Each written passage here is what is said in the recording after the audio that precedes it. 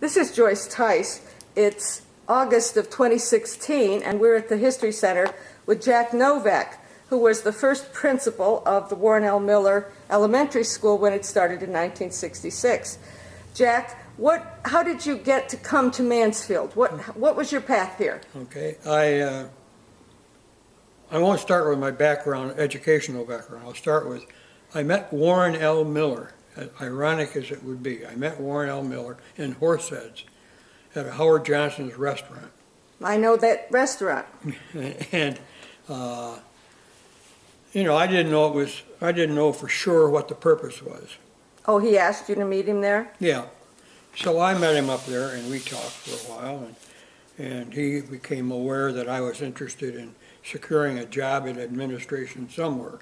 I had my certification, my bachelor's degree, master's degree, and certification, and he knew that, and he kept probing questions and what I would do and how would I do this, knowing it's a new school, what would I do. And we had a good, very relaxed conversation. You were young. How old were you? I was 29. Oh, okay. Actually, I guess at that time I would have been 28. Okay.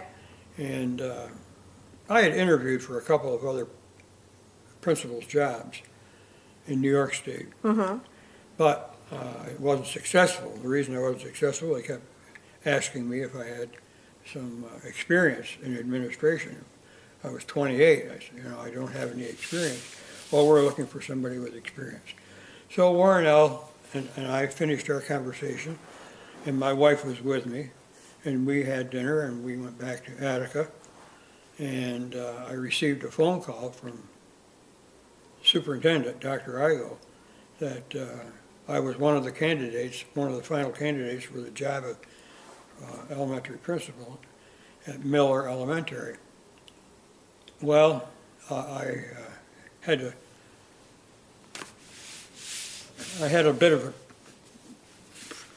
search through my mind if I wanted to leave New York State, where I had 8 years of experience in my retirement system, mm-hmm. and come to Pennsylvania and start all over again. And, I thought 28, 29, I thought that was old. I know. We always think we're old. And I didn't want to. I started teaching when I was 20. Ironically, we're not on that question yet, but I got a call from the superintendent, and he asked me if I'd come down and be interviewed by the board, and I did that. I came down, was interviewed by the board. At that particular time, I was teaching earth science and biology to sophomores in high school. That's another different story, but I was teaching 4th grade, and the biology and earth science teacher got sick. Principal came to me and said, we're really in need of somebody to teach that science, and you've got the certification. Would you do it? I said, well, I really wanted to get more experience teaching elementary, because that's what I want. That's the direction I wanted to go. So, being young and so on, he said, well, we'll give you $500 more. I said, oh, well, that makes it different. Well, in that time, $500 was something. That's right. And I was married, had a child. $500, boy, that's a good deal. So I took the job. Well, this woman who was sick, who was the teacher, got better about May, and she came back and bumped me out. Wow. Now, they had hired a 4th grade teacher. She taught the earth science and biology. And I said to the principal, what am I going to do now? He said, well, you're going to get a phone call this afternoon telling you that you got the job down in Mansfield. I said, how do you know? He said, they called me and wanted a reference. So he said, what we're going to do with you is make you temporary principal of the middle school for the last 2 or 3 months of the year. I thought, well, geez, that's great. So this guy was an extremely good administrator in my book. I mean, he just was very, very good.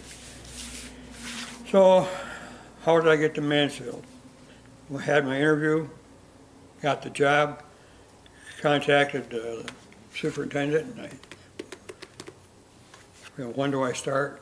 I didn't talk about dollars, but when do I start? He said, well, he said, we got two jobs. We got a supervisor of the elementary ed, and we got Miller Elementary. He said, which one did you prefer? I said, I prefer the Miller Elementary. He said, well, the supervisor might pay a little more. I said, well, I like the identity with that school. It's brand new, a faculty that I've got to bring together philosophically. Kids who were coming from Roseville, Mainsburg, campus school, bringing all those kids together who had not ever been together and had to blend them, and I loved that challenge. So I said, that's the job I want. So that's the one I got. We moved to Mansfield July 1 of 1966, bought a house. I went to First Citizens for my loan, and they said that they were sorry, but they weren't able to loan me any money. I said to myself, the house was a big deal, 21,000. Yep. I had 5. Uh-huh. I only needed 16, and I was going to be the principal. I thought, God, I guess I'm not going to be That's amazing. I'm not going to be anybody. So I came out of there, and Virginia Smith was my realtor, and she said, well, I'll tell you what, you go over to Star Savings Loan in Sayre, and you won't have to get inside of the door, and they'll give you that loan. So my wife and I went to Sayre, and that's what happened. They gave me the loan, 4%, and we owned a home now. I now have 2 kids who are going to be in the Miller Elementary that September, and I was just frothing at the bit, wanting to start. Well, the first day I went to work down there, I walked into the... What was that? What month was that? Was That'd that been like probably July. July? Yeah, first part of July. I walked in there, and it was in shambles. It was a brand new school, but it was in shambles. Wasn't done yet. No, I mean the halls were dirt. There was no office. There was nothing. And construction, they just got a kick out of this young squirt coming in there and inspecting these. They said, we'll have it ready for you. Don't worry about it. Okay. So they set up a temporary office with a phone, and I had a yellow pad. Now I was a principal. and also, to throw that in, I was offered a contract for $8,100 to be principal of that school. That didn't faze me in the least. I was teaching school for 71, and that was the norm. Yeah, and so they worked like heck. The construction workers really worked, and they had me running floor polishers when they got the terrazzo in. You had to polish those floors, and they had me running them and mopping the halls, and I was doing my whole time in July. I'd come home and tell Jane, geez, shirt and tie was not in. No, I was going to ask about that. That's right. I went there in my blue jeans and a sweatshirt. Exactly. And I said, I hope this all works out better. But right now it doesn't look too promising. Well, you wanted the ground floor and you got it. That's right. And Jane and the kids were not really excited about moving to Mansfield. Jane had a very close relationship with her mother and father, as did my daughters. And they really didn't know without coming into untried territory. But it was still within a weekend's visit time. I mean, It wasn't across the country, And boy, did we ever do that. I bet you did.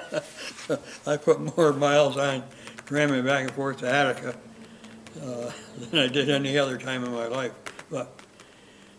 So when school opened, what was the... Well, when school opened, there were several school board members there because it was a big deal. I mean, this was a big, new school in the county. And Dr. Igo told me to expect about 550 kids, and I said, well, I got 600 names. He said, well, they won't show up. That's the way it is around here. You have to get used to it. People don't take anything seriously. I said, okay. So the school opened, there were 650. Wow. And I had kids coming out all over the place. And the school board members, they just kind of chuckled and laughed. It worked out beautifully, the first school board meeting.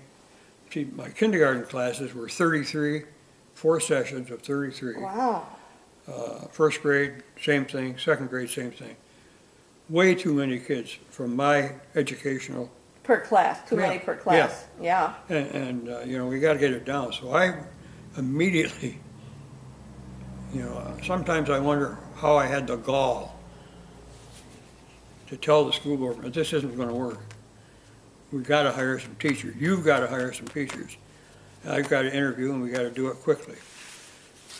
So I hired 2 more kindergarten teachers, a couple of first grade, a couple of second grade, got it down to 23 kids in a section. Much better. And that was very workable. And of course, that was so positive in the minds of the staff that I would take the initiative to, not to accept, but to sort of request. And they, you know, my faculty was just unbelievable all the way. You know, I just didn't have any real. I had one teacher that did not see my philosophy, and that was okay. We worked around her, but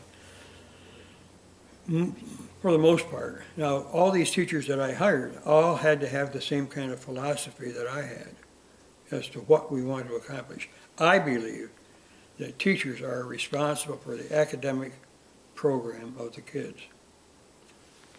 I'm not. If they're not pulling their weight, then it's my job. Well, my job was to create an atmosphere within a school that would be conducive to improvement of self-image. The poor little dirt farmer kid or the poor handicapped kid, whoever it may be, you know, you've got to really work at having them have a better self-image. And it just, I mean, parents, I didn't have any parents who complained, and I didn't have staff. Teachers couldn't understand how in the world I had the best class last year and I got the best class this year. How do you do that? One thing that I want to point out here, because we're going to do several sessions, but this one is coming to an end. This is the 50th anniversary year of the Warren L. Miller. That's right. And one of the things you did was create scrapbooks every year of what was going on. And you're going to be at 1890s this year with these scrapbooks. Yes, I will. And hopefully we'll have some photo albums too of the classes. So tell us a little bit about that, and then we'll do another session talking about some of the details. Okay, well, the scrapbook idea came about, it all dovetails. You know, there's no one segment of my experience that overshadows the other. But in my mind, how are you going to get the public working with you? Well, they're going to work with you if you're working with your kids. If you meet their kids in the supermarket and you call them by name, the parents can't understand that. They can't believe it.